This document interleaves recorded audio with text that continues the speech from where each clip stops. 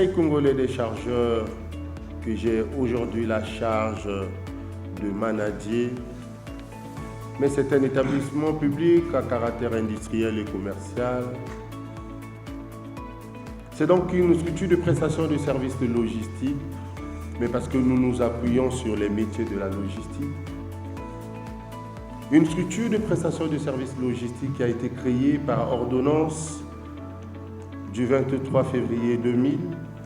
Ça devient aujourd'hui un secteur stratégique qui doit contribuer à la diversification de notre économie, qui doit contribuer au développement de notre économie, tel que l'a orienté le plan national de développement de notre pays.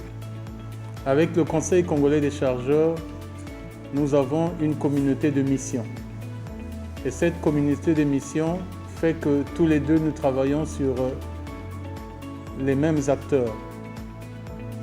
Un chargeur est avant tout un entrepreneur et avant tout une entreprise. Or, la Chambre a pour mission d'accompagner les entreprises. C'est pour ça que nous nous sommes dit, plutôt que d'aller en rang dispersé et de disperser nos efforts, nous avons décidé de mutualiser toutes nos intelligences pour pouvoir mieux accompagner les chargeurs, mieux accompagner les entreprises. Aussi, je voudrais remercier le DG qui, lors de sa nomination, est venu nous voir pour revisiter l'accord que nous avions signé avec son prédécesseur. Et nous nous sommes rendus compte que nous avions un accord, mais nous n'avons pas mis les outils pour que cet accord produise ses effets. C'est ainsi qu'ensemble, nous avons décidé de mettre en place un groupe de travail mixte, cadre du Conseil congolais de chargeurs et cadre de la Chambre consulaire de Pointe-Noire. Cette équipe mixte a travaillé pour nous proposer un plan d'action.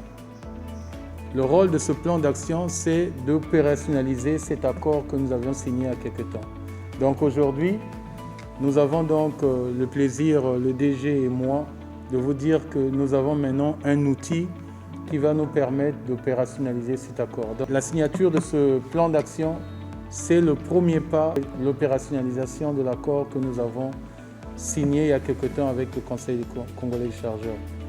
Je voudrais donc profiter de l'occasion pour féliciter les équipes qui ont travaillé à la mise en place de ce plan, mais surtout aussi appeler à la responsabilité des équipes parce que ce sont, même si c'est le directeur général et le président qui allons signer ce plan d'action, mais in fine, ce sont les équipes qui doivent le mettre en œuvre. Cet accord, nous le signons en présence des chargeurs, en présence des entreprises. Donc, nous suscitons des attentes.